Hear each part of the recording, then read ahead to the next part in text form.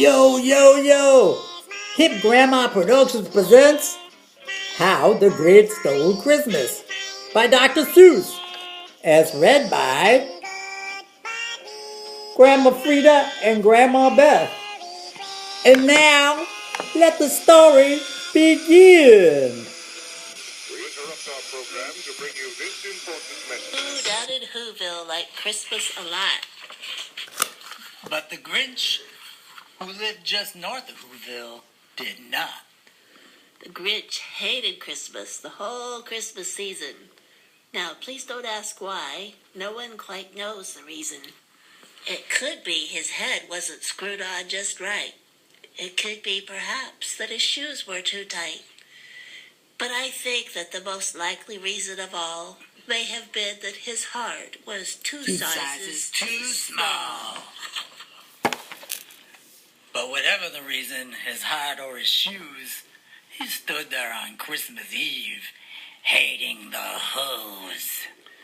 Staring down from his cave with a sour, grinchy frown at the warm, lighted windows below in their town, for he knew every Who down in Whoville beneath was busy now hanging a mistletoe wreath. And they're hanging their stockings, he snarled with a sneer. Tomorrow is Christmas, it's practically here. Then he growled with his Grinch fingers nervously drumming.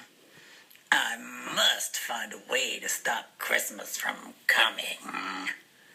For tomorrow, he knew, all the Who girls and boys would wake bright and early. They'd rush for their toys. And then, oh, the noise! Oh, the noise, noise, noise! That's one thing he hated. The noise. Then the Who's, young and old, would sit down to a feast, and they'd feast, and they'd feast, and they'd feast. They would feast on Who pudding and rare Who roast beast, which was something the Grinch couldn't stand in the least. And then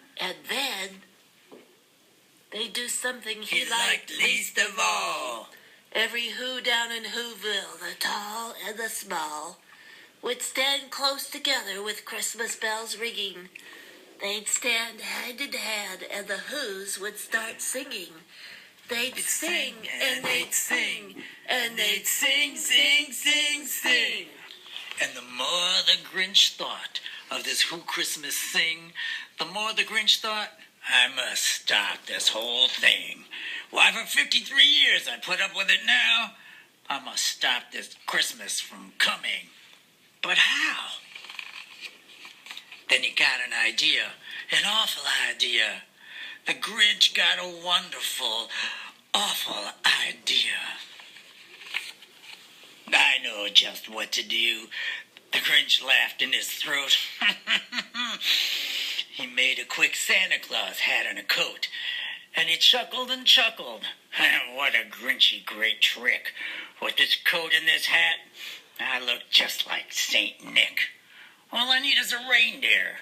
The Grinch looked around, but since reindeer are scarce, there was none to be found. Did that stop the old Grinch? No, the Grinch simply said, if I can't find a reindeer, I'll make one instead. So he called his dog Max. Then he took some red thread and he tied a big horn on the top of his head. Then he loaded some bags and some old empty sacks on a ramshackle sleigh, and he hitched up old Max. Then the Grinch said, giddy-up, and the sleigh started down Toward the homes where the Who's lay a snooze in their town. All their windows were dark, quiet snow filled the air. All the Who's were all dreaming sweet dreams without care. When he came to the first little house on the square. This is stop number one, the old Grinch Claus hissed, and he climbed on the roof, empty bags in his fist. Then he slid down the chimney, a rather tight pinch. But if Santa could do it, then so could the Grinch. He got stuck only once for a moment or two. Then he stuck his head out of the fireplace flue where the little Who stockings all hung in a row. These stockings, he grinned, are the first things to go. Then he slivered and slunk with a smile most unpleasant around the whole room where he took every present. Pop guns and bicycles, roller skates, drums, checkerboards, tricycles, popcorn, and plums. And he stuffed them in bags. Then the Grinch, very nimbly, stuffed all the bags one by one up the chimney. Then he slunk to the icebox. He took the Who's feast. He took the Who pudding. And he took the roast beast. He cleaned out that icebox quick as a flash. Why, that Grinch even took their last can of Who hash. And then he stuffed all the food up the chimney with glee. And now, grinned the Grinch, I will stuff up the tree. And the Grinch grabbed the tree and he started to shove when he heard a small sound like the coo of a dove. He turned around fast and he saw a small Who, little Cindy Lou who was not more than 2. The Grinch had been caught by this tiny Who daughter who got out of bed for a cup of cold water. She stared at the Grinch and said, "Santa Claus, why are you taking our Christmas tree? Why?" But you know, that old Grinch was so smart and so slick, he thought up a lie, and he thought real quick. "Why, my sweet little tot," the fake Santa Claus lied, "there's a light on this tree that won't light on one side. So I'm taking it home to my workshop, my dear. I'll fix it up there, then I'll bring it back here." And his fib fooled the child, then he patted her head, and he got her a drink, and he sent her to bed. And when Cindy Lou Who went to bed with her cup, he went up the chimney and stuffed the tree up. Then the last thing he took was the log for their fire. Then he went up the chimney himself, the old liar. On their walls he left nothing but hooks and some wire, and the one speck of food that he left in the house was a crumb that was even too small for a mouse. Then he did the same thing to the other Who's houses, leaving crumbs much too small for the other Who's mouses.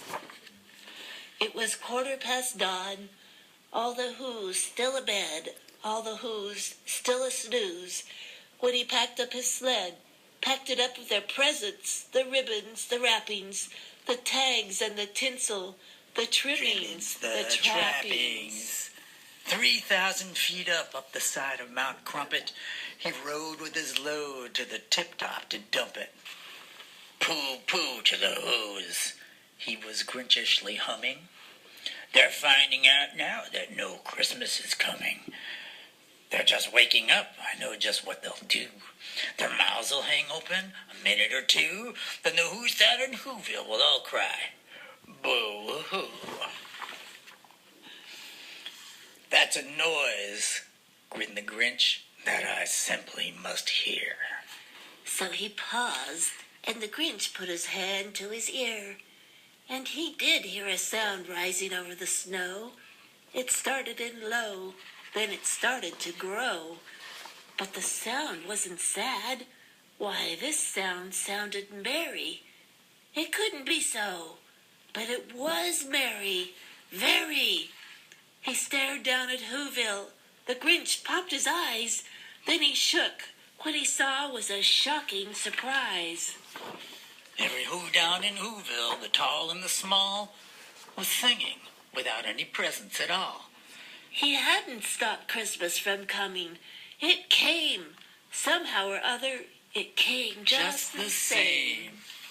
And the Grinch, with his Grinch feet ice cold in the snow, stood puzzling and puzzling. How could it be so? It came without ribbons. It came without tags. It came without packages, boxes, or bags. And then he puzzled 3 hours till his puzzler was sore.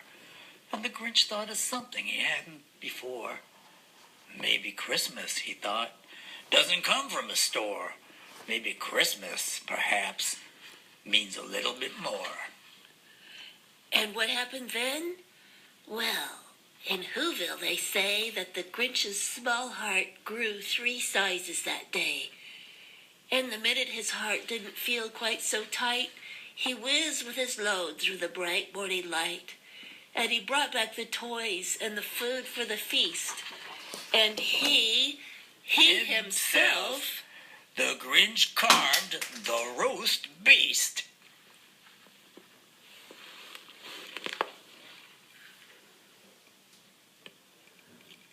Hi, Allie and Raina. Hi, Allie and Raina. We love you. Merry Christmas. Happy New Year.